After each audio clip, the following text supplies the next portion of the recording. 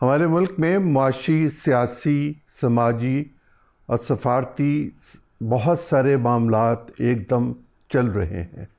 कुछ मुआहदात हो रहे हैं, कुछ कॉन्फ्रेंसेस हो रही हैं, कुछ कन्वेंशंस हो रहे हैं और आइंदा दिनों में पाकिस्तान में शंघाई कॉन्फ्रेंस का आगाज़ होगा।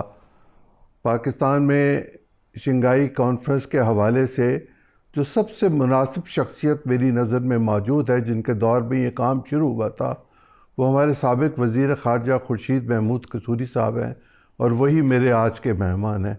बहुत शुक्रिया मियाँ साहब। Thank you very much for having me on your show. Thank you very much जी। मैं आपसे पूछना चाहता हूँ कि जिस वक्त ये कॉन्फ्रेंस शुरू हुई थी उस वक्त आप पाकिस्तान के वज़ीर ख़ारजा थे। इसके जो मकासद थे, इसकी तकमील के लिए जो कुछ किया जाना चाहिए था, आज इसको तकरीबन 20 बरस से ज़्यादा गुज़र चुके हुए कि हम पहले मुबस्सिर थे और आज हम मुकम्मल रुकन हैं और मज़ीद 9 रुकन और भी हैं। ऐसे हालात में जब हमारे इर्द गिर्द के हालात अच्छे नहीं तो ये ताउन कैसा होगा हमारा आपस का, और इसका क्या तरीक़ाकार किया जा सकता है कि हम मुआशी ताउन की तरफ भी जा सकें और समाजी ताउन की तरफ भी जा सकें? देखिए, पहले तो समझने की ज़रूरत है कि SCO था क्या, बन क्या गया। पहले ये थी शंघाई 5। इसमें सेंट्रल एशिया की रियासतें थी 3 और चीन और रूस। अब शंघाई 5 का तो बुनियादी मकसद ये था, एक तो बॉर्डर सेटलमेंट थी, फॉर्मर सोवियत यूनियन का ये रियासतें हिस्से थीं और रशिया भी था, तो इसलिए पहला तो मसला ये था कि इनके आपस में कोई मसाइल जो लाजमी पैदा होते हैं जब इस किस्म का ब्रेकअप हो जाए, जैसे कि सोवियत यूनियन का हुआ था, एक तो उसका ये मकसद था।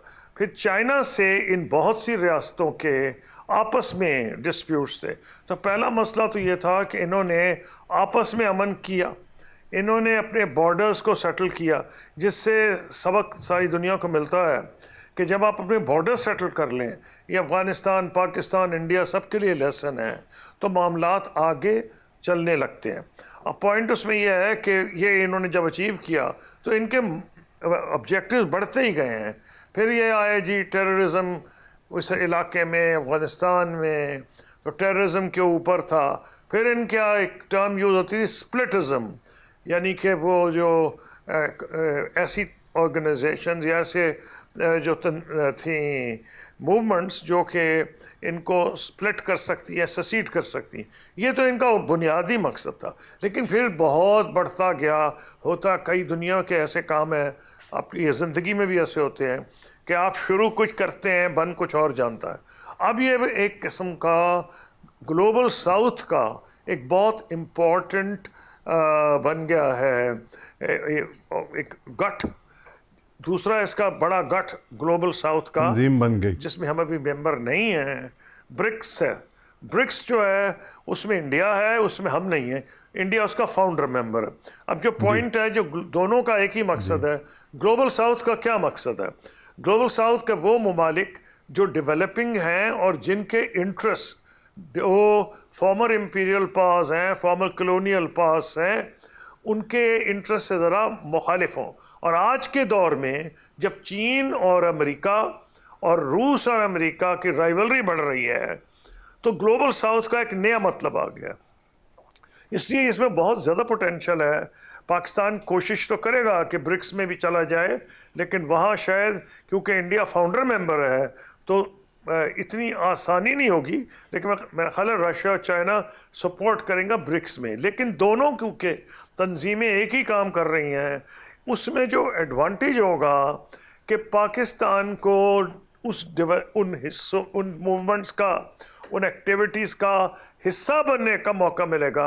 ख़ास तौर पे क्योंकि पाकिस्तान तो चाइना के साथ CPEC में भी इन्वॉल्व है, बेल्ट एंड रोड इनिशिएटिव जो है।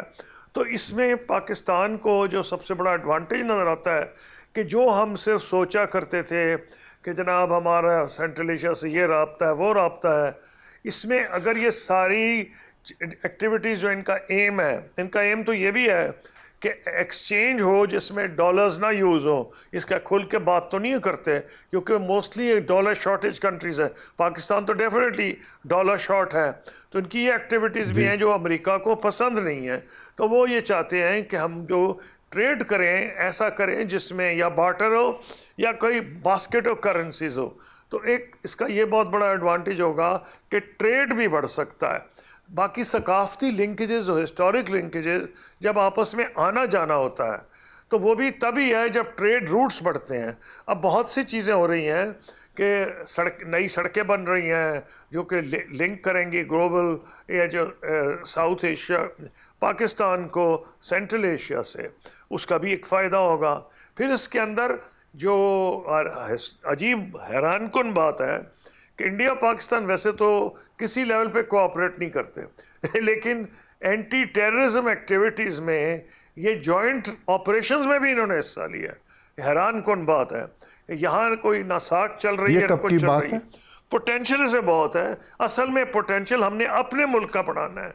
अगर हमारे मुल्क का पोटेंशियल बढ़ता है तो फिर हम टैप इन कर सकते हैं जो इस एरिया का पोटेंशियल है।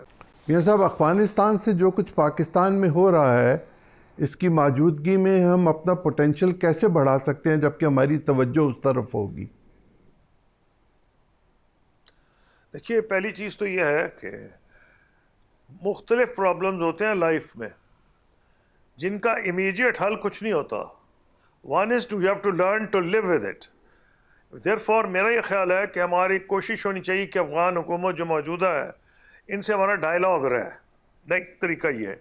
फिर जो इनकी बुनियादी जो डिमांड्स हैं, ग़िज़ा की हो या कुछ हो, और जो इनके ये प्रॉब्लम्स हैं कि इनका वेस्ट ने इनकी जो है रिज़र्व्स को उन्होंने मुंजमद कर दिया है, उसमें हमें आवाज़ उठानी चाहिए, उठा रहे हैं, ताकि ये ना लगे अफ़गानिस्तान को कि हम अफ़गानिस्तान के दुश्मन हैं। हमारा मसला है टेररिज्म का।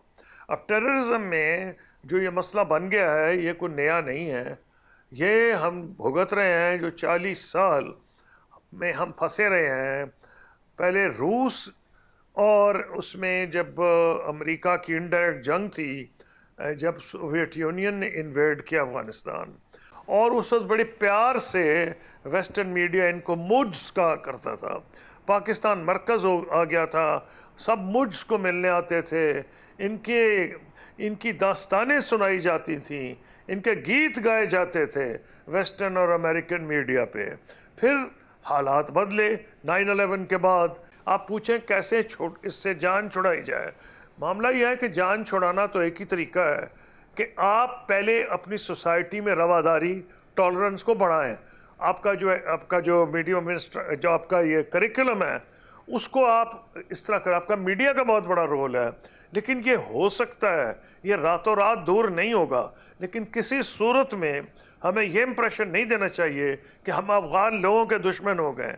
मसलन अगर मैं फॉरेन मिनिस्टर होता तो मैं गवर्नमेंट को एडवाइस करता, मैं तो नहीं था, कि जब आप लेजिटिमेटली हमें एतराज़ कर रहे हैं कि हम पे जो हमले हो रहे हैं वो लोग अफ़गान सरजमीन में छुपे हुए हैं, ये हमारा राइट है कि हम एतराज़ करें। लेकिन ये कोई अक्लमंदी नहीं कि हम जब उनको निकाल रहे हैं तो जो बच्चे यहाँ पैदा हुए हैं जिनको अफ़गानिस्तान का पता ही कुछ नहीं, उनको भी साथ धक्के दे रहे हैं। तो एक वेल कंसिडर्ड पॉलिसी अगर होती तो एक मैसेज जाता कि हम अफ़गानों के दुश्मन नहीं हैं, हम टेररिस्ट के दुश्मन हैं। क्योंकि आप जब इंडिया को डील करें अफ़गानिस्तान को तो ये कहा जाता है आप सब कुछ बदल सकते हैं, रिश्तेदार नहीं बदल सकते, नेबर्स नहीं बदल सकते। नेबर्स जो हैं वो तो रहेंगे, बल्कि कई लोग तो कहते हैं रिश्ते छोड़े जा सकते हैं। और जब मैंने रिश्तेदारों की बात की, फ्रेंडशिप को भी आप कहते हैं अगर वह बड़े बुरे हालात हों, लेकिन आपको नेबर्स के साथ रहना पड़ता है। एक ये डिफ़िकल्ट है जॉब,